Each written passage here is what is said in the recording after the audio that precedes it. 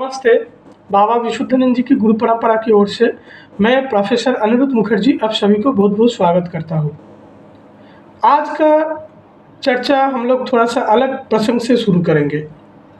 पहले तो कुछ कंपनियों का नाम आप लोगों को गिनाते हैं। एक कोडैक कंपनी, दूसरा नोकिया कंपनी, तीसरा एम्बेसडर कंपनी। इन कंपनियों का नाम शायद आप लोग सुने होंगे। इन तीन कंपनी अपने अपने क्षेत्र में एक ज़माने में मार्केट लीडर हुआ करता था। जैसे कोडैक का कंपनी, उनका कैमरा बनता था, वो सारा एकदम मार्केट लीडर था। ऑल ओवर वर्ल्ड उनका सामान बिकता था। आज दिखते नहीं। नोकिया का कंपनी, जब मोबाइल आया तो सबसे पहले नोकिया का आया, मार्केट लीडर था। फिनलैंड में उनका कंपनी का हेडक्वार्टर है। आज तो गिने चुने कुछ मॉडल वगैरह दिखते हैं।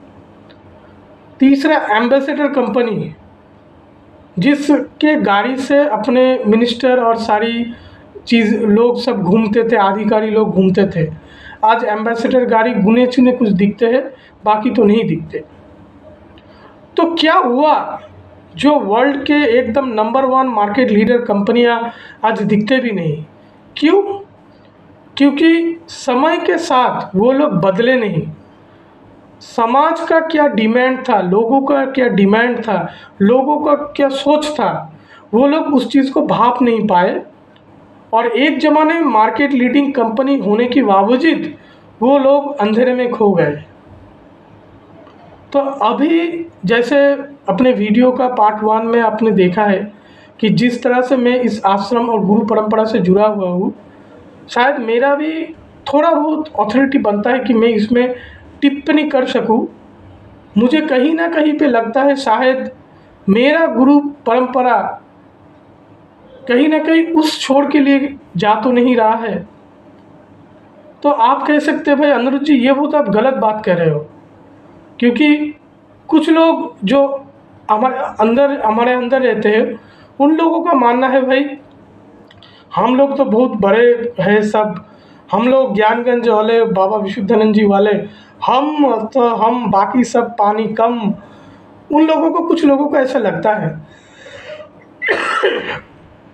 पर यकीन मानिए, मैं ऐसा आदमी हूँ ना, मैं लोगों के साथ जाके बैठता हूँ।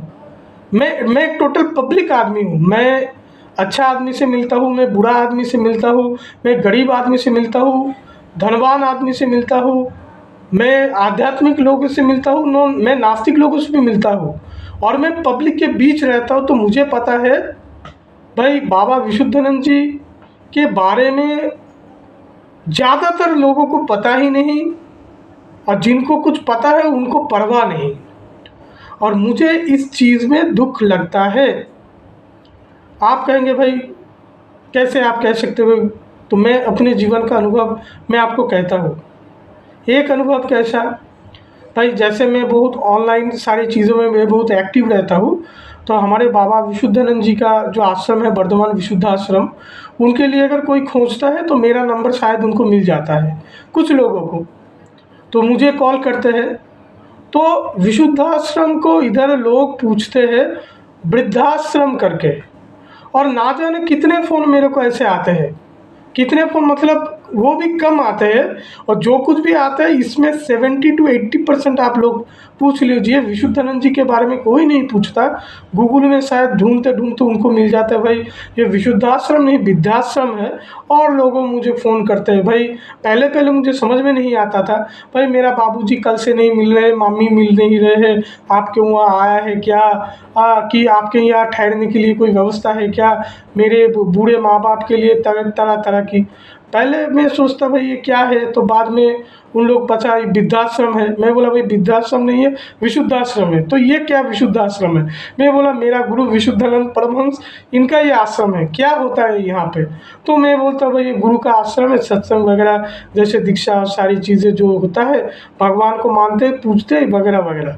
ओ अच्छा ठीक है, बस वो फ़ोन रख देते, दूसरा कोई पूछता नहीं। तो ये किस्सा बताया मैंने आपको।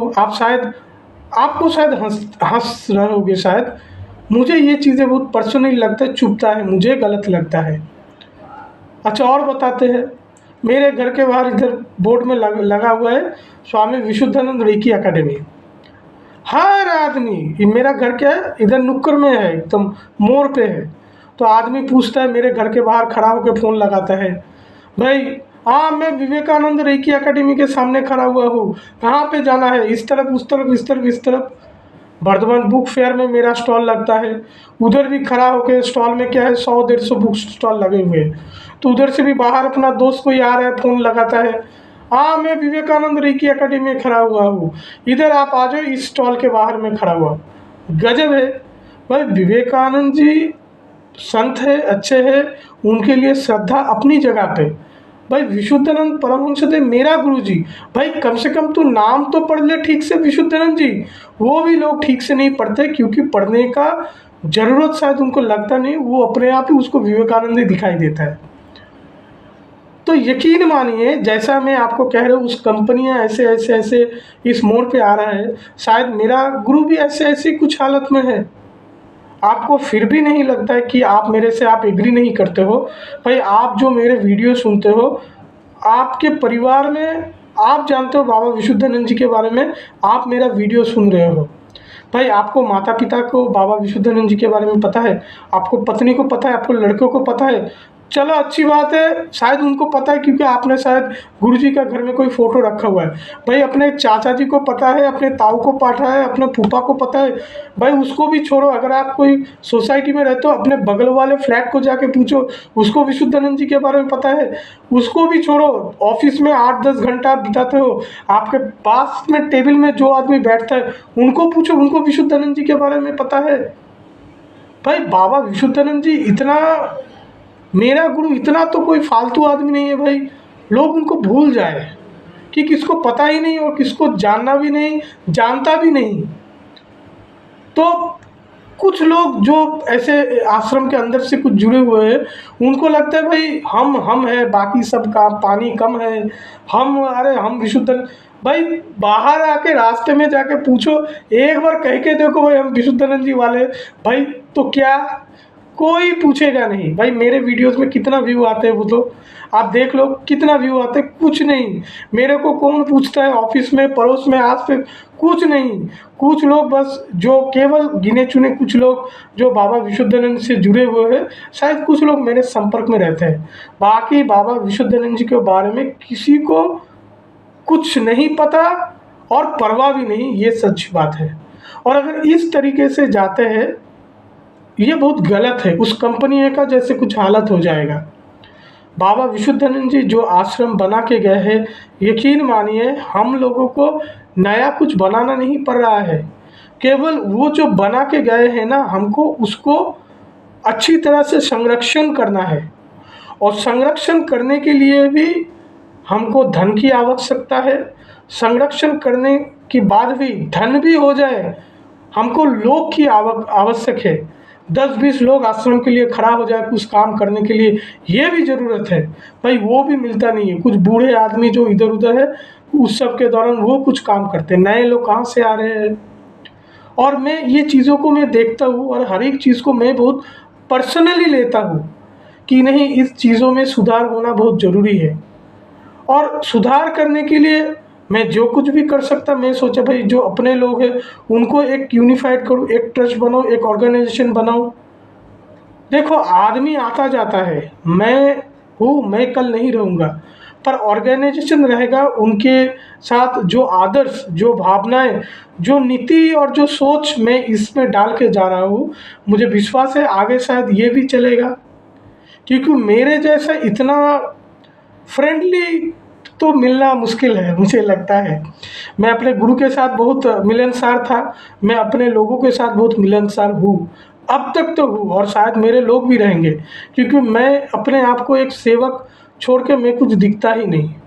मेरे ट्रस्ट, मेरे ऑर्गेनाइजेशन में केवल एक ही गुरु है, बाबा विशुद्धानंद जी, दूसरा कोई नहीं है। मेरे ट्रस्ट को जब मैंने बनाया तो एक कारण तो मैंने बताया कि मैं आता हूँ इसमें कि एक कारण तो मैंने बताया कि चीज़ें एब्सोल्यूट होने के कगार में है। आप कहेंगे भाई ऐसा आप कैसे कह रहे, भाई झालदा आश्रम देख के आइए, 10-20 साल पहले झलदाश्रम का फ़ोटो आप मेरे फेसबुक पेज में देख के आए, कैसा हालत था, अब तो सुधारा हुआ, वो अलग बात है।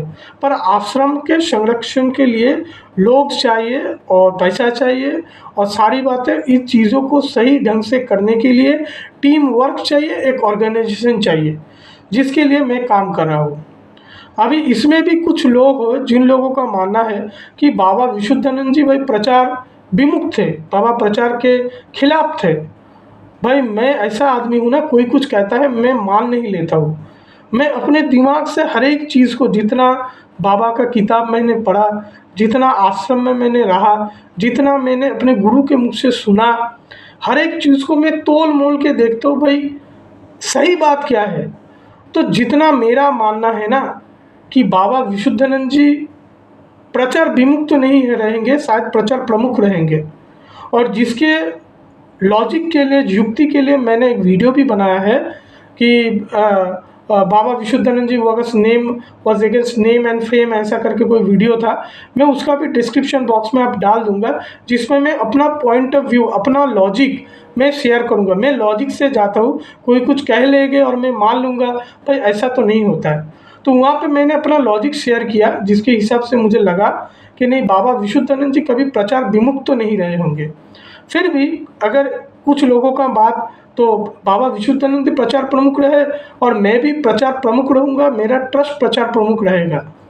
फिर भी अगर कुछ लोगों का बात मान भी लेते हैं कि बाबा प्रचार विमुख रहे, तो उसमें भी मुझे कहीं पे लगता है कि नहीं, कहीं ना कहीं पे कुछ तो गलतियाँ हुआ होगा। क्यों मैं कहता हूँ कि अपने गुरु शिष्य परंपरा में बाबा विशुद्धानंद जी का जो शिष्य लोग थे, वो तो कम से कम बाबा विशुद्धानंद जी को जानते थे। तो मेरा बाबा विशुद्धानंद जी जब रहते थे तब पॉपुलेशन 40 करोड़ रहेगा, अब 140 करोड़, तो पॉपुलेशन बड़ा है। मेरा ग्रैंडफादर, मेरा ग्रैंड मदर मिलके, मेरा चाचा चाची, ताऊ और पीसी, फूफा फूफी मिलके, अभी दो का कम से कम 15-16 फैमिली मेम्बर अब पकड़ लो, मोटा मोटा। तो बाबा विशुद्धानंद जी का अगर 10,000 शिष्य रहेंगे, 5,000 शिष्य रहेंगे, तो उनका तो फैमिली उस ऋषियों से बड़ा होगा। तो अगर 5,000 फैमिली मेम्बर्स रहेंगे, तो उनका बेटा बेटी, लड़का लड़की, पोता पोती मिलके आज के दौरान में कम से कम 5,000 का 20,000 लोग फैमिली मेम्बर्स होना चाहिए कम से कम। प्रचार छोड़ के भी, किसी को प्रचार नहीं, बस मेरा ग्रैंडफादर, मेरा वो बाबा का शिष्य था, उस हिसाब से भी मिला के बाबा विशुद्धानंद जी का 5,000 डिसाइपल का स्ट्रेंथ अभी 20,000 होना चाहिए, जो बाबा विशुद्धानंद जी को बारे में जानता है विदाउट एनी फर्दर प्रचार और प्रसार। तो वो 20,000 लोग क्या आपको आश्रम में दिखते हैं क्या? भाई 200 तो भी शायद गिन के दिखते, 200 लोग खड़े हैं कि नहीं। तो प्रचार बाहर के लोगों को छोड़ो, मैं अपने अंदर के लोग को भी आश्रम के साथ जुड़ के रख नहीं पाया, तो गलती कहाँ पे हुआ? तो हर एक चीज़ को ने मैं डीप में सोचता हूँ। मैं किसी के ऊपर, देखो, मैं किसी को अच्छा बुरा क्या गलत क्या से उसमें मेरे को पढ़ना ही नहीं है। मुझे इसमें पता है कि आज क्या है और इसको मैं और कैसे बेहतर कर सकूँ। ब्लेम गेम उस सब में फालतू लोग, जो लोग लूज़र होता है, जिसके बाद में कोई कुछ काम नहीं आता, वो लोग इसमें लगे पड़े हुए रहते हैं। मेरे को क्या है, आज क्या परिस्थिति है और उससे बेहतर हम कुछ कर पाएंगे कि नहीं, कुछ कर पाएंगे कि नहीं वो अलग बात है। कम से कम कुछ अच्छा करने की प्रयास तो हम लोग कर सकते हैं। प्रयासों के फल मिलता है कि नहीं वो तो अलग बात, वो गुरु का। भाई आदमी काम कर सकते हैं, भाई फल देने वाले का मालिक तो भगवान है, गुरु है। तो कहीं ना कहीं पे मुझे इन चीज़ों के बारे में मुझे लगता है कि नहीं, हम लोगों को एक्टिवली कुछ काम करना चाहिए। थोड़ा सा प्रचार और थोड़ा सा लोगों के बीच जाके बाबा विशुद्धानंद जी की बात हमको रखना चाहिए, जिसमें कुछ लोग को हम लोग इकट्ठा कर पाए, हमारा परिवार को हम लोग बड़ा कर पाए। और जो जैसा जैसे मैं चीज़ों को मैं सोचता हूँ, मैं अगले शायद 20-30 साल रहूँगा, उसके बाद क्या, तो मैं अपने सोच एक ऑर्गेनाइजेशन को दे के जाना चाहता हूँ, जो जब मैं नहीं रहूँगा पर मेरा लोग आगे इस काम को लेके जाएंगे। मेरा लोग कहना गलती है, बाबा विशुद्धानंद जी के लोग, मैं भी बाबा विशुद्धानंद जी का आदमी, जो मेरे लोग जुड़े हुए हैं वो भी बाबा विशुद्धानंद जी के आदमी। इधर बॉस एक ही है, बाबा विशुद्धानंद जी, दूसरा कोई नहीं, दूसरा कोई नहीं, बिल्कुल भी नहीं। हम केवल बाबा का सेवक है। मैं रहता हूँ कोई बात नहीं, मैं जाता हूँ कोई बात नहीं, बस बाबा का नाम ऊंचा रहना चाहिए। The show must go on. कोई आता है कोई जाता है, कोई फर्क नहीं पड़ना चाहिए। बस हमारा आदर्श और हमारा लक्ष्य और हमारा गुरु ये सर्वोच्च स्तर में हमेशा वो लहराना चाहिए। तो ये सारी बातें मेरे ट्रस्ट का जो मुद्दा रहेगा कि कुछ लोग ऐसे, अगर आप बाबा का किताब सारा कुछ पढ़ोगे जिसमें आप देखोगे बाबा ने कुछ शिष्यों को आगे दीक्षा देने का अधिकार दे के गए थे। मुझे अजीब लगता है, उनमें से कुछ गिने चुने परंपरा के लोगों को मैं पाया। बाकी लोग कहाँ गए? ये परिवार और बड़ा होना चाहिए था, वो लोग कहाँ पे गए? बाबा विशुद्धानंद जी अपने शिष्यों को दीक्षा देने का अधिकार देके गए थे, तो उन्होंने आगे दीक्षा दिए, तो फिर आगे दीक्षा दिए, तो गुरु शिष्य परंपरा चलना चाहिए। तो वो परंपरा कहाँ पे चला गया मुझे पता नहीं। और जो कुछ परंपरा मुझे को मिला है तो उधर देखे चीज़ें किसी प्रकार से परिवार उसमें आ गया शायद, और नहीं तो कहीं पे देखता है कि ये मेरा गुरु, तो फिर वो गुरु, तो उसका गुरु, तो उसका पत्नी, और कहीं पे देखा है जाके बाबा विशुद्धानंद जी का फोटो। तो चीज़ें और कन्फ्यूज़न पैदा करता है। तो मैंने अपने ट्रस्ट में इसको स्ट्रिक्टली ऑब्जर्व किया है कि मेरे ट्रस्ट और गुरु बाबा विशुद्धानंद जी का जो ट्रस्ट है, तो जो ट्रस्ट को मैं अभी देख रहा हूँ उसमें बाबा विशुद्धानंद जी का नाम और उनका फ़ोटो छोड़ के कभी भी कुछ भी इस्तेमाल करना नहीं होगा। मेरा गुरु को कभी हीरो बनना नहीं था, मुझे कभी हीरो बनना नहीं है। तो अभी क्या है, अभी मेरा बाबा विशुद्धानंद जी का फ़ोटो, फिर मेरा गुरु का फ़ोटो, कल बाद अगर अब तो मैं हूँ तो मैं फालतू हूँ, मैं मर जाऊँगा तो उस दिन हीरो बन जाऊँगा, तो फिर आगे मेरा फ़ोटो, तो और भी उसको लेकर और अफवाहें, और फिर 50 साल बाद और 20 फ़ोटो, आदमी तो गुम हो जाएगा, कंफ्यूज हो जाएगा। तो मैं इस सारी चीज़ों को अब्सोल्यूट कर रहा हूँ। मेरे ट्रस्ट में मेरा गुरु का फ़ोटो इस्तेमाल नहीं होगा, मेरे गुरु को कभी हीरो बनना नहीं था, मेरा फ़ोटो इस्तेमाल नहीं होगा, मेरा नाम इस्तेमाल नहीं होगा। जैसे आप सोच लीजिए कैसा है, रामकृष्ण मिशन जैसे चलता है। भाई रामकृष्ण मिशन को भगवान रामकृष्ण परमहंस देव को सब कोई जानता है। भाई रामकृष्ण मिशन का जो प्रेसिडेंट है आपको पता है क्या? भाई मुझे नहीं पता, जो जुड़े हुए पता होंगे। वाइस प्रेसिडेंट कौन है वो तो और भी नहीं पता, सेक्रेटरी कौन है किसी को नहीं पता, पर प्रेसिडेंट बन रहा है, वाइस प्रेसिडेंट बन रहा है, और हर एक आदमी बहुत लायक है, बहुत शिक्षित है, और अपने आप को प्रूफ करते हुए उस मकाम पे जाके पहुंच रहा है, और ऑर्गेनाइजेशन को और बेहतर और बेहतर और बेहतर बना रहा है। पर किसी का नाम नहीं आता, किसी का फ़ोटो नहीं आता। मोटा मोटा इतना आ सकता है, जिस प्रेसिडेंट महाराज से आपको दीक्षा मिला हुआ है उनका फ़ोटो मोटा मोटा आप रख सकते हो। तो वैसे ही पर फोटो मोटा मोटा किसका रहेगा, नाम किसका रहेगा? तो रामकृष्ण मिशन और रामकृष्ण महाश्रदा का। वैसे ही मेरे ट्रस्ट में केवल बाबा विशुद्धानंद जी का नाम रहेगा, जिनसे आपको दीक्षा मिल रही है, चाहे उनका नाम उनका फ़ोटो आप अपने घर में रख सकते हो। पर when we are portraying as an organization, उसमें केवल बाबा विशुद्धानंद जी और उनका नाम, उनका ट्रस्ट का नाम, ये सारा रहेगा, और दूसरा किसी का नाम नहीं रहेगा। तो यही मेरे ट्रस्ट का और एक पॉइंट रहेगा। तो ये एक बात हुआ, और एक बात मेरा ट्रस्ट का और जो पॉइंट रहेगा कि मेरा ट्रस्ट परिवारवाद के हिसाब से नहीं रहेगा। परिवारवाद, भाई भतीजावाद, नेपोटिज्म, बहुत सारी बातें कि अभी मैं हूँ उसके बाद मेरा लड़का आ गया, और जो ट्रस्टीज़ है उनका लड़का आ गया कि उनका भाई आ गया। भाई मेरे यहाँ पे ऐसा नहीं होगा। अगर वो लोग डिज़र्व करते हैं वो अलग बात है, पर मोटा मोटा मैंने अपने ट्रस्ट का हर एक लेवल मैंने मार्क किया हुआ है कि अभी वो जनरल मेंबर रहेगा, उसके बाद विशुद्धानंद सेवक रहेगा, उसके बाद हम किसी को उनका एडमिनिस्ट्रेटिव पद देंगे, देखेंगे वो कैसे काम कर रहा है। तो काफ़ी सारा फ़िल्टर रहेगा, तो वो फ़िल्टर पास पास पास पास करके मैं ट्रस्ट में ऊपर के मैनेजमेंट में हर एक आदमी को लेके आऊँगा। तो मोटा मोटा बात क्या है कि मेरे ट्रस्ट बाबा विशुद्धानंद का ये जो ट्रस्ट है, ये किसी पारिवारिक संपत्ति नहीं है। इसमें पूर्ण रूप से गुरु शिष्य परंपरा ही चलेगा। जैसे मेरे गुरु ने मेरे को अनुमति दिया है दीक्षा देने के लिए, मैं दीक्षा देता हूँ, वैसे ही मैंने अपने शिष्य जो ट्रस्ट में जो बोर्ड ऑफ ट्रस्टीज है, हर एक व्यक्ति they must be my disciples only, तो वो सारे मेरे शिष्य हैं। उनमें से मैं जिनको जैसे सारी चीज़ें जो प्रेसिडेंट होंगे आगे, जो वाइस प्रेसिडेंट होंगे आगे, और अभी उन सभी को मैंने दीक्षा देने का अथॉरिटी मैं दे के गया हूँ। जैसे राम ठाकुर का होता है, राम ठाकुर का आश्रम अगर जादवपुर में आप जाते हो तो उधर का जो मोहन बनता है, उनके पीछे राम ठाकुर का स्वयं आशीर्वाद है कि जो कैवल्य पुरुष है वो उनके पीछे खड़े हुए हैं। हर एक व्यक्ति जो दीक्षित होंगे उसमें पूरा आशीर्वाद रहेगा। तो मेरा जो ट्रस्ट रहेगा ये परिवारवाद के ऊपर नहीं, गुरु शिष्य परंपरा के ऊपर में काम करेगा।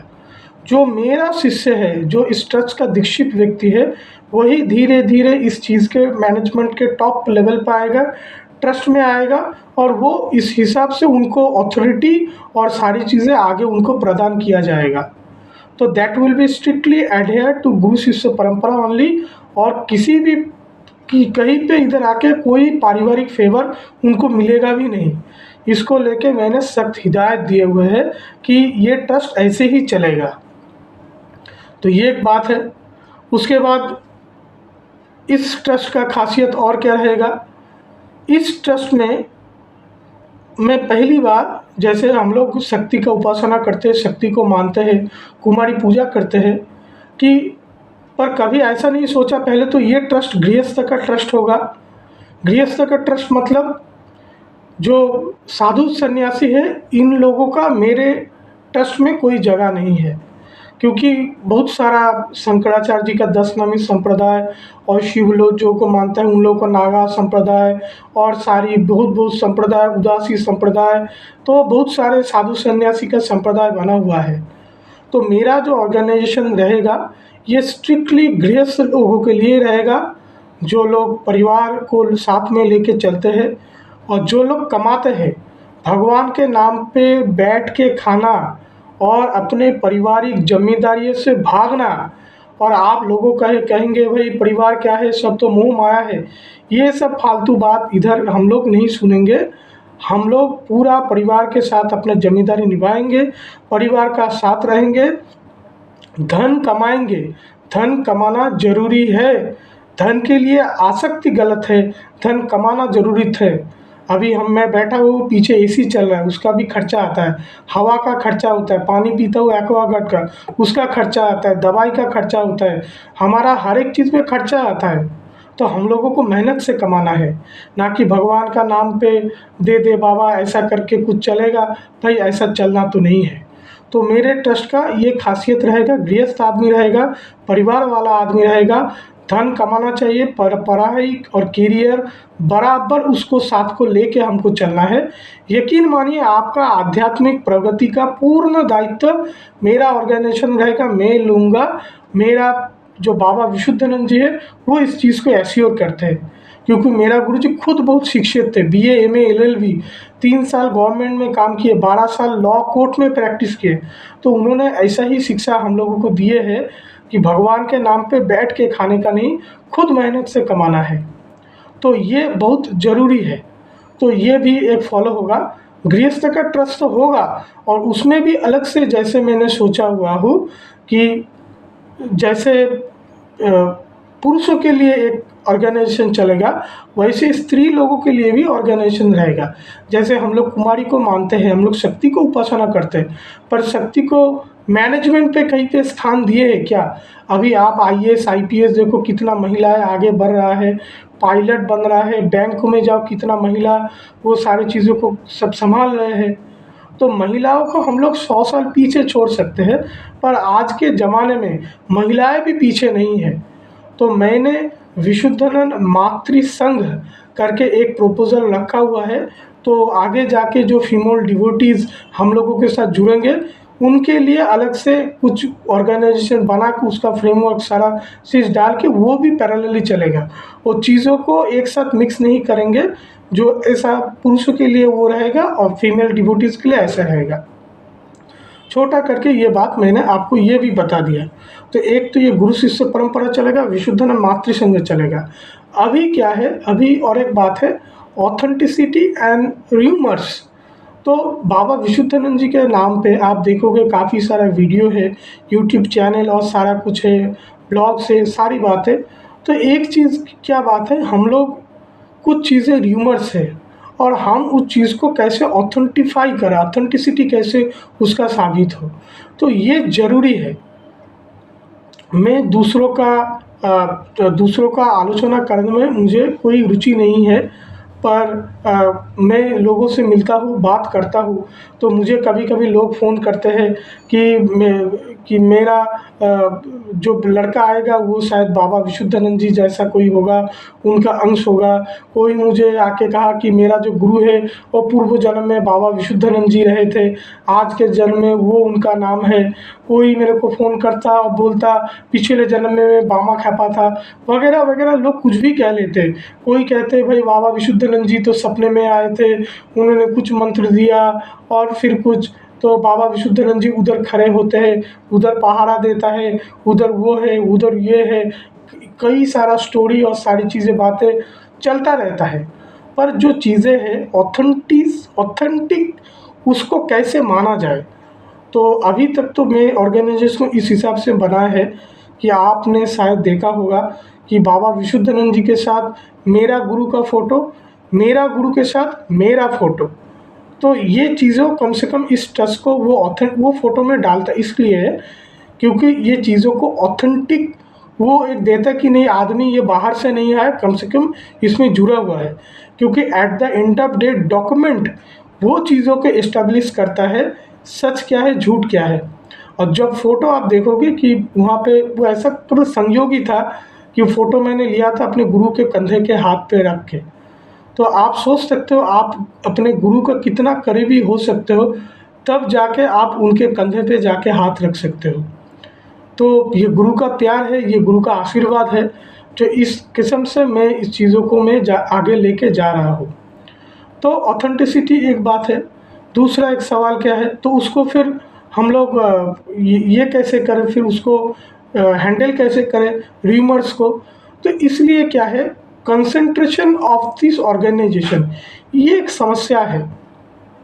केवल पश्चिम बंगाल में बाबा विशुद्धानंद जी का कुछ आश्रम है, 3-4 आश्रम, बाकी बनारस में, बाकी कहीं पे भी बाबा विशुद्धानंद जी का कोई आश्रम नहीं है। तो इसलिए मेरा जो ट्रस्ट है, इसमें जो बोर्ड ऑफ ट्रस्टीज़ है, हर एक ट्रस्टी हर एक स्टेट से है, जो आगे उस ऑर्गेनाइजेशन को बढ़ाने के लिए रिस्पॉन्सिबल रहेंगे, उस स्टेट में, उस रीजन में।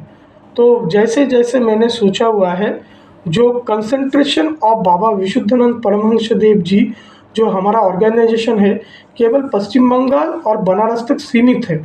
मैं उस चीज़ों को भारत के कोने कोने में जाके पहुंचाऊंगा कि कम से कम एक आदमी तो खड़ा रहे जो कहे नहीं मैं बाबा विशुद्धानंद जी का सर्टिफाइड आदमी हूँ, आप बोलिए क्या कह रहे हैं। कोई अगर कुछ गलत कहता है उसके लिए कम से कम वो एक बार कह तो सके भाई ये गलत है। और मैंने ऐसा भी सोचा है, अगर गुरु कृपा है, हम लोग बाहर भी जो यूरोपियन कंट्री और सारी चीज़ें हैं जिसमें हिंदू कम्युनिटी और भी बढ़ चढ़ के है, वहाँ तक भी हम लोग बाबा विशुद्धानंद जी की बात पहुँचा पाए।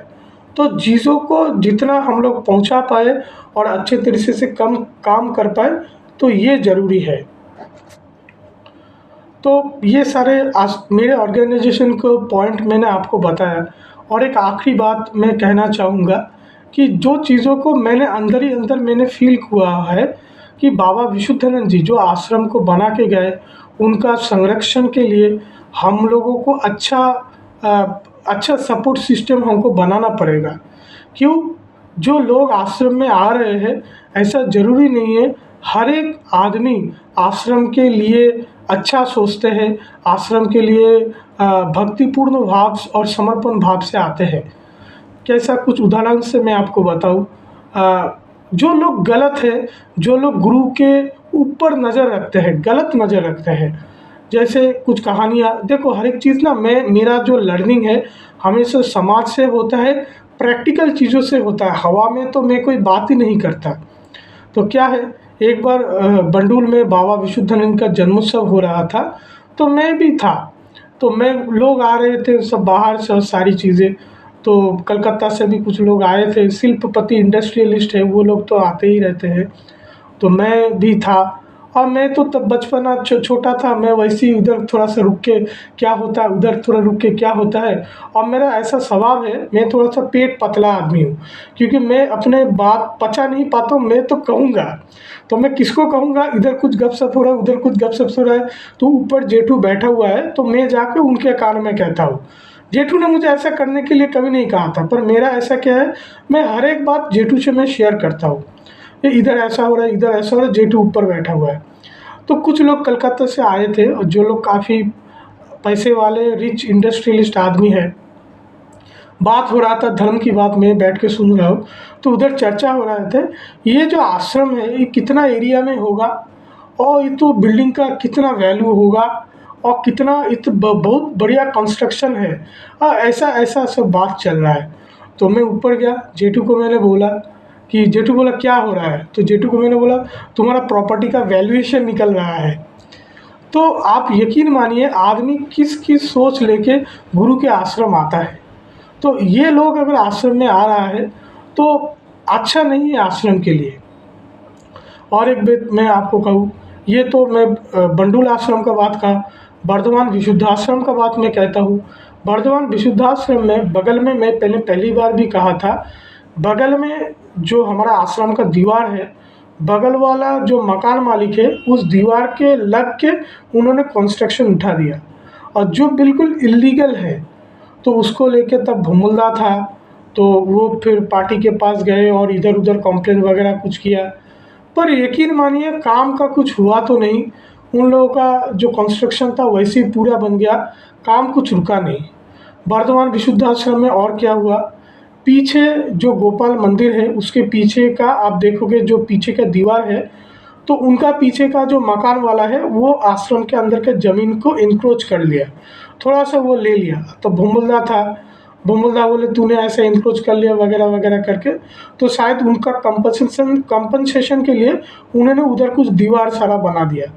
पर ऐसा तो होना नहीं चाहिए थे भाई, इधर से आप इलीगल कंस्ट्रक्शन कर रहे हो, इधर से आप आश्रम का ज़मीन हड़प कर रहे हो, और कोई कहने वाला भी नहीं है।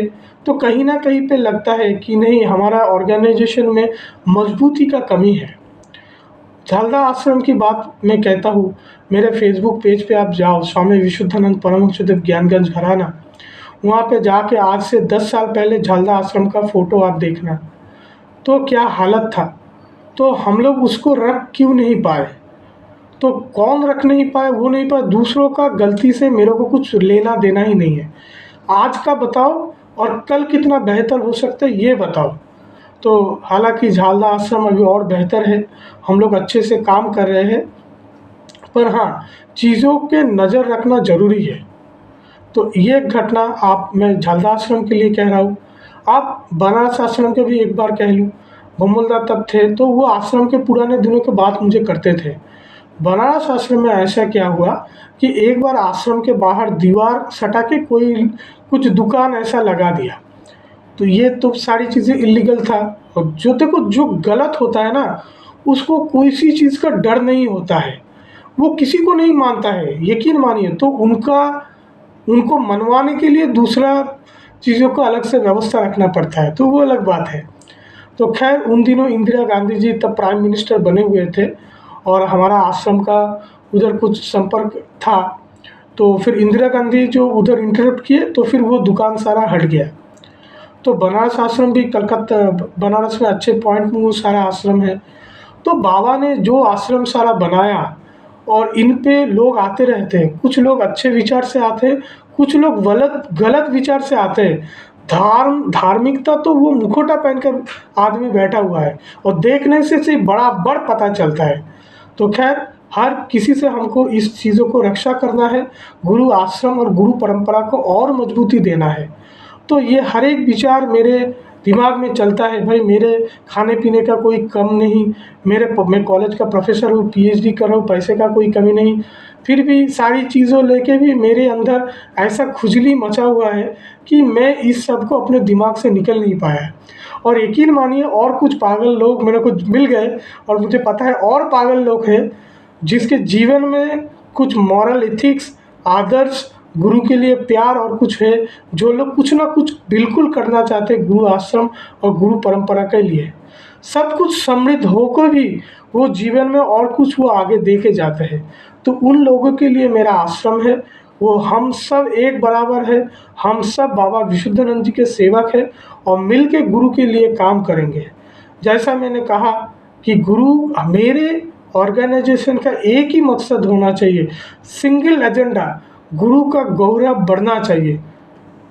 कम से कम मेरे ज़िंदगी में एक लोग तो मिलना नहीं चाहिए, अगले 20, 30, 40 साल बाद कोई लोग आए और मेरे को कहे बाबा विशुद्धानंद जी कौन है।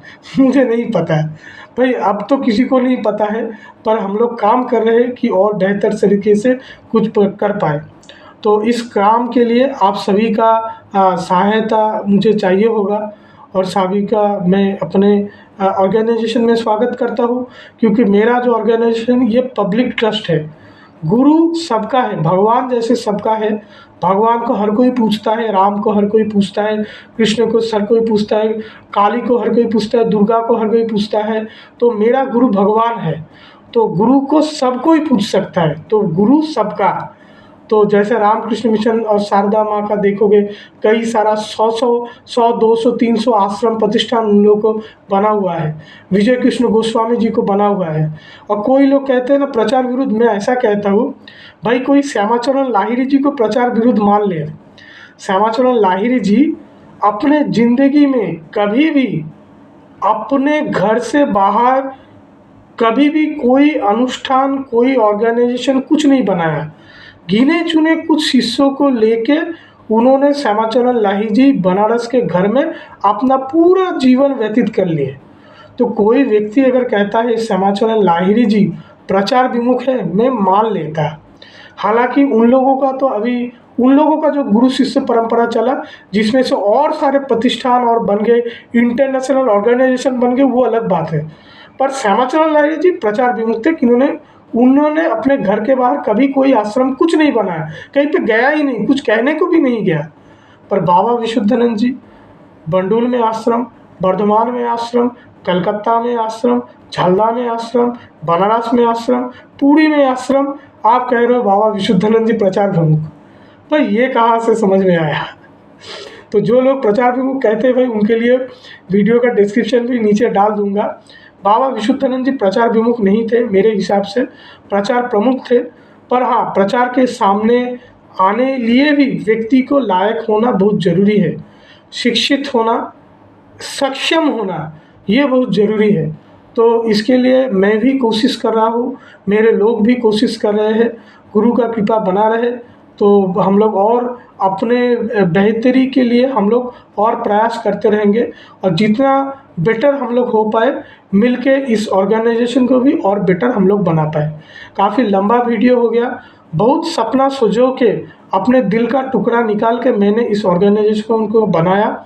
और जो लोग मेरे से जुड़े हुए हैं, हर एक से मैं अपना सोच में इसको मैं शेयर करता हूँ। कहीं पर किसी को लगता है कि नहीं आप कहीं पे गलती कर रहे हो, भाई मैं सुनने के लिए खड़ा हूँ, उसमें कोई नहीं है। पर ठीक है, जो है मुझे लगता है अच्छा ही काम हो रहा है, अच्छा ही होगा। आप सभी का शुभकामनाएं, मेरा गुरु का आशीर्वाद, सब कुछ मिलके हम लोग और बेहतर कुछ ना कुछ अच्छा ही करते रहेंगे। यही बात कह के हम लोग आज का अधिवेशन वीडियो यहीं पे समाप्त करते हैं। ट्रस्ट को क्यों बनाया, ट्रस्ट का फर्स्ट पार्ट और आज ये सेकंड पार्ट, इसमें पूरा किस्सा ख़त्म होता है। मुझे नहीं लगता है और कुछ बात को और खींचने की कोई ज़रूरत है। बाकी बात से ज़्यादा कर्म ज़्यादा मायने रखता है। हमारा ट्रस्ट का क्या एक्टिविटीज़ है, मेरे वेबसाइट पे जाइए vishuddhanandparamhamsa.com। उधर आवर एक्टिविटीज़ करके ट्रस्ट का अभी तक क्या काम हमने किया, क्या काम कर रहे हैं और क्या काम करूँगा शायद वो नहीं रहेगा, क्योंकि हर एक बात तो मैं कहता नहीं हूँ। करने की बात कहना वो और बेहतर रहता है। पर ट्रस्ट का काम क्या है, वेबसाइट में जाके आप खुल के देख सकते हो। मेरा सभी काम बहुत ट्रांसपेरेंट हुए थे। 10 पैसा भी लेता हूँ सबके सामने, 10 पैसा भी खर्च करता हूँ सबके सामने, 10 रुपये का काम भी करता हूँ सबके सामने। अभी तक तो ऐसे ही चल रहा है, आशा करते हैं आगे भी चलेगा। यहीं पे समाप्त करता हूँ। आप लोग सब बहुत अच्छे रहिए। नमस्ते, जय गुरुदेव।